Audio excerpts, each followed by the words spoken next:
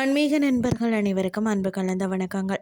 இன்றைக்கு நாங்கள் ஆன்மீகம் சம்பந்தமான பதிவில் முருகப்பெருமான் உகந்து தங்கிய புனித பூமி உகந்த மலையின் மறைந்திருக்கும் தெய்வீக ரகசியத்தை பார்க்கலாமா வாங்க.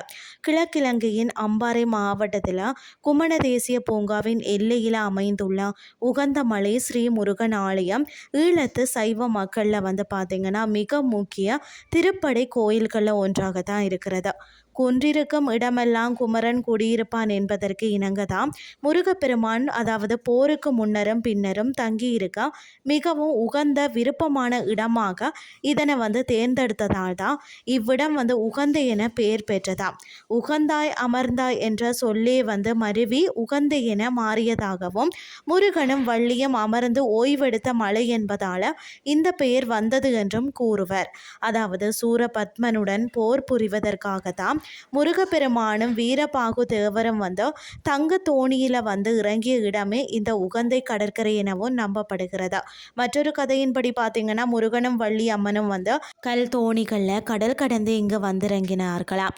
அவர்கள் கரையை அடைந்ததும் அந்த தோணிகள் கல்லாக மாறினதாம். இன்றும் கூட பார்த்தீங்கன்னா உகந்தை கடற்கரையில் படகு போன்ற வடிவத்தில் காணப்படும் பாறை அதாவது இரண ஒரு கலா தங்க தோணி பாறை என்று அழைக்கப்படுகிறது. சூரபத்மனை வதம் செய்ய பார்த்தீங்கன்னா முருகப்பெருமான் ஏவிய வேல் தான் சூரனின் மலையை அழித்து பின்னர் கதிர்காமம் நோக்கி அதாவது பாத யாத்திரை செல்லும் வழியில் வாகுர வெட்டையில் உள்ள வாகுர மலையினை பிளந்து உகந்தையில் கடலில் விழுந்ததாம். அதில் இருந்து வெளிப்பட்ட 3 முக்கிய ஒளிக்கதிர்கள் பார்த்தீங்கன்னா வேலுருக்கள் ஈழத்தின் 3 இடங்களில் விழுந்தது.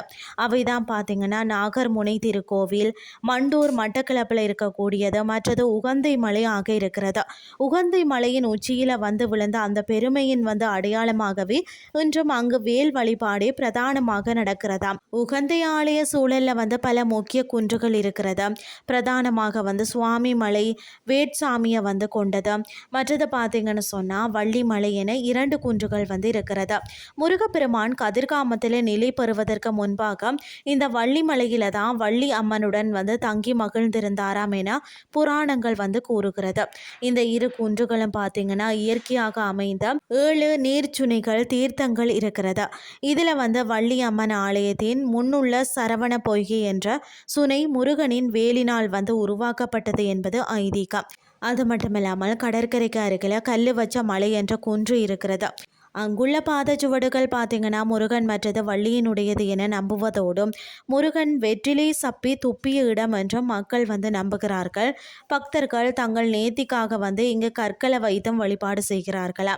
இலங்கையை ராவணன் ஆண்ட ராமாயண காலத்தில் உகந்தையை தலைநகராக கொண்டு சில நாகர் மற்றது இயக்க வம்சத்தினர் ஆட்சி செய்ததாகவும் ஒரு வரலாற்று ஐதீகம் உண்டு.